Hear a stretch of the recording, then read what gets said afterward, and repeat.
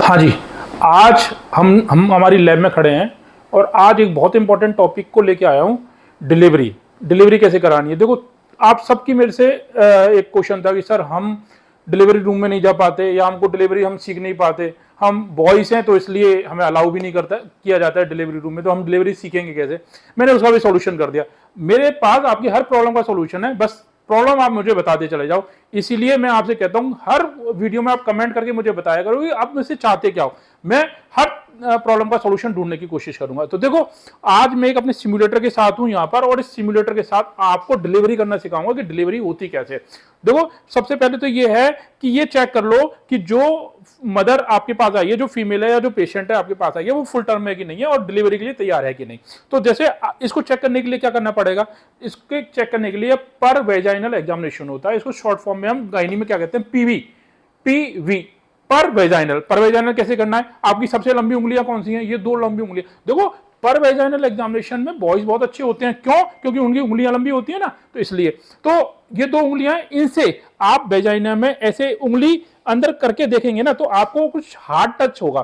तो जिस प्रेजेंटेशन में बच्चा है, हो सकता है उसका सिर हो, उसका कंधा हो, उसके बटक्स हो, कुछ भी जो भी प्रेजेंटेशन पहले आ रहा है, तो हम नॉर्मल डिलीवरी मांगते हैं कि वर्टेक्स जो सिर का हिस्सा है वो सबसे पहले आता है। तो वो आपको टच होगा, यहाँ पे आप महसूस करेंगे, आपको लगेगा कुछ टाइट टाइट सा। तो आप समझ जाओ कि डिलीवरी के लिए मदर तैयार है और अब इसको हमने जल्दी से डिलीवरी करानी है। तो उस समय एक चीज और ध्यान रखो कि मदर का जो यूरिनरी ब्लैडर है वो फुल तो नहीं है, तो यूरिनरी ब्लैडर को खाली कर लो। उसके लिए ऐसे एक कैथेटर लो, कैथेटर यूरिनरी ब्लैडर में डाल के और इस तरह से डालोगे ना, तो इस तरह से यूरिन बाहर ड्रॉप आने लगेगा और इस तरह से मदर का जो ब्लैडर है वो खाली हो जाएगा, है ना। इससे क्या होगा कि मदर को प्रेशर लगाने में हेल्प मिलेगी। अब आप क्या करेंगे, आप जो फीमेल आपके पास आई है, जो मदर है, उसको बोलो कि आपने प्रेशर लगाना है, आपने नीचे की तरफ प्रेशर लगाना है जिससे कि बेबी आपका बाहर आ जाए। इस बीच में आपको एक चीज का और ध्यान रखना है कि बेबी ठीक है कि नहीं है। तो बेबी ठीक है कि नहीं है, इसको देखने के लिए आपके पास फीटोस्कोप होता है। तो फीटोस्कोप को जैसे ही आप लगाते हो और ऐसे सुनते हो ना, हाँ, तो इसका मतलब है आपको बच्चे की धड़कन सुनाई दे रही है। अब इसकी बच्चे की धड़कन सुनाई दे रही है, तो इसका मतलब बच्चा ठीक है और वो मूवमेंट कर रहा है। इसका मतलब ये है कि अब डिलीवरी के लिए तैयार है। अब मदर को आप बोलो कि आपको नीचे की तरफ प्रेशर लगाना है और जल्दी से डिलीवरी को करना। तो देखो, बच्चे जैसे जैसे डिलीवरी होती है, बच्चे का सिर बाहर आने लगता है। मदर को हेल्प करो, ऊपर से दबाओ और इस तरह से डिलीवरी करने में हेल्प करो मदर को, है ना। प्रेशर लगाओ, आप बहुत जल्दी प्रेशर लगाओ, ठीक है। और इस तरह से बच्चा जन्म ले चुका है। अब बच्चे ने जैसे ही जन्म लिया, आप बच्चे को मदर के लैब के ऊपर रख दो और इसकी कॉर्ड को कट कर दो। देखो, यहां से आपने कॉर्ड कट कर दी और कॉर्ड करके यहां पर क्लैंप लगा दो। क्लैंप लगा के बेबी आपका अलग हो चुका है और यहां आ जाओ। और अब आपने प्लेसेंटा को भी डिलीवर कराना है।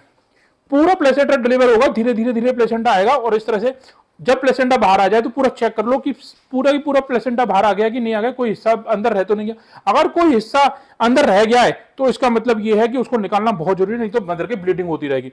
पूरा प्लेसेंटा आ गया, बेबी बाहर आ गया है। अब इस बेबी को मदर को दे दो। मैंने आपको पुरानी वीडियो बताई थी केएमसी की, कंगारू मदर केयर, तो वो कंगारू मदर केयर शुरू कर दो और इस बीच में जो भी इम्यूनाइजेशन और जो चीज करनी है वो भी आप कर दो। इस तरह से आपका बच्चा। अब यहां पर एक चीज का और ध्यान रखना है, आपने जरूर ध्यान रखना है कि हमारा बच्चा तो अभी रो गया था, है ना। तो बच्चा जैसे ही बाहर आए वो रोना जरूर चाहिए, क्योंकि तो आपने देखा कि डिलीवरी प्रोसेस में हमारा बच्चा तो रो गया था, है ना। अगर बच्चा नहीं रोया है तो चिंता की बात है। फिर मैंने एक और वीडियो बनाई थी, आपका स्कोर APGAR याद होगी, तो वो भी यहाँ पे इंपॉर्टेंट है, आपका स्कोर भी देखना है। लेकिन हमारे यहाँ बच्चा रो गया था तो इसके लंग्स फूल गए। देखो, बच्चा जब मदर के वूम में होता है तो उसके लंग्स इस तरह से बंद होते हैं, है ना। और जैसे ही बाहर बच्चा आता है तो पहली सांस लेता है, जब सांस लेता है तो वो रोता है। इस तरह से उसके लंग फूल जाते हैं और उसकी रेस्पिरेशन शुरू हो जाती है। वो बहुत जरूरी है। तो इसलिए बच्चे का रोना जरूरी है। अगर बच्चा नहीं रोया है तो बच्चे को इस तरह से मारो, थोड़ा सा इसको हिलाओ डुलाओ, कुछ करो, इसके पैरों में फ्लिकरिंग करो, लेकिन उसको रुलाना जरूरी है। अगर वो रोएगा नहीं तो लंग्स नहीं फूलेंगे और लंग्स नहीं फूलेंगे तो उसका रेस्पिरेशन शुरू नहीं होगा। इस तरह से नॉर्मल डिलीवरी पूरी होती है।